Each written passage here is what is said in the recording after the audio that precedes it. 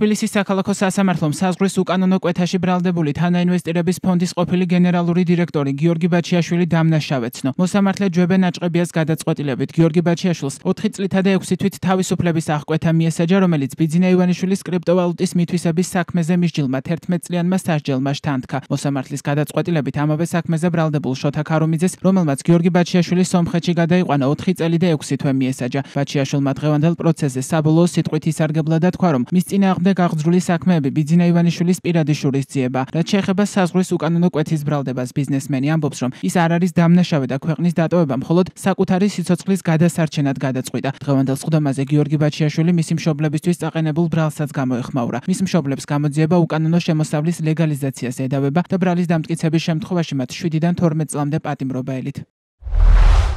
ის რომ ყველა ეს პროცესი არის ჩემზე შურისძიება და ჩემი ოჯახისთვის გაუსაძლისი პირობების შექმნა გუშინ დადასტურდა. ის რომ 7 წლის წინ ნაყიდი ოროთახიანი ბინა და 5 წლის წინ ნაყიდი ავტომობილი თურმე ფულის გათეთრების რაღაც სქემა არის და ამის გამო ჩემი მშობლები 75 წლის მამა ჩემი ქირურგი, რომელიც მთელი ცხოვრება ემსახურებოდა ავადმყოფებს და ათასობით ადამიანის სიცოცხლე აქვს გადარჩენილი და 65 წლის დედა ჩემი, რომელიც თვალის ექიმი არის და საკმაოდ ცნობილი არის საქართველოში, გამოიყვანეს სისხლის სამართლის დამნაშავეებად. ეს არის უბრალოდ აბსურდი. მეტსაც ვიტყვი, ეს არის უნამუსობა. 100 ადამიანზე ჩირქის მოცხება. სამართალთან ამას საერთო არაფერი აქვს და ადამიანობასთანაც კი ამას საერთო არაფერი აქვს. სამწუხაროდ მე ვერანაირად ვერ ვიქნები დარწმუნებული სასამართლოს დამოუკიდებლობაში. თუმცა ერთადერთი რაც შემიძლია თხოვნით მოგმართოთ, რომ იყოთ მაქსიმალურად დამოუკიდებელი და შეაფასოთ ყველა ეს ფაქტი, რომელიც მე ჩამოვთვალე. მე არ ვარ დამნაშავე. მე მთელი ცხოვრება ვემსახურებოდი ჩემ ქვეყანას.